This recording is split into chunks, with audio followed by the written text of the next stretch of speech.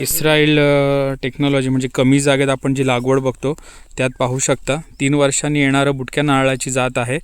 आणि सरांनी इथे 2 नारळाच्या मध्ये आपण मियावाकी फ्रूट फॉरेस्ट टेक्नॉलॉजी म्हणजे काय का 2 नारळ लावलेत। नारळांच्या दोघांचा मधलं अंतर आहे 12 फुटाचं। मग ह्या 12 फुटाची जागा आपण ही व्यस्त जाता कामा नये म्हणून आपण काय केलंय 4-4 फुटावरती आपण मोहगणीची झाडं लावले।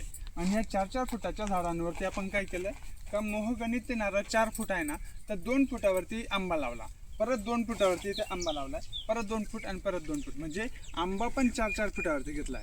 तर आपले ह्या 12 फुटामध्ये 4 आंब्याचे झाडं बसले, 3 मोहगणीची झाडं आणि 2 नारळाची झाडं। तर वाढत्या लोकसंख्येमध्ये आपण जर ह्या अशा पद्धतीने शेती जर केली तर आपल्याला उत्पन्न भरघोस मिळणार। आता उत्पन्न पण 3 प्रकारचं। मोहगणी तुमचा दर 10 वर्षांनी येणार आहे म्हणजे शाश्वत आहे। आपण शाश्वत ह्या शब्दावरती बोलतो।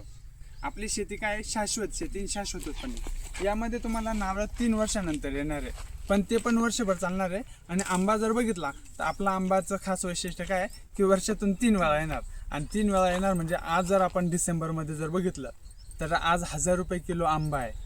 तर जर तुम्हाला असं शाश्वत उत्पन्न करायचं असेल तर तुम्ही आमच्याशी नक्की कॉल करा, संपर्क साधा। धन्यवाद। आपल्याकडे फणस येतात ते मार्च नंतर किंवा एप्रिल, मे, जून। पण थायलंड ऑल टाईम जॅकफ्रूटची व्हरायटी आपण पाहत आहात। अगदी जमिनीपासून फणस लागलेले आहेत आणि वरती पण लागलेले आहेत।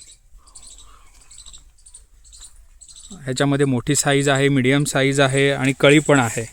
हा वर्षभर येणारा फणस आहे। शक्यतो आपल्या कोकणामध्ये जून ते ऑगस्टपर्यंत येत नाही बऱ्याच वेळा, नंतर बाकीचे महिने हा फणस चालू राहतो। फणसाची साईज पाहू शकता।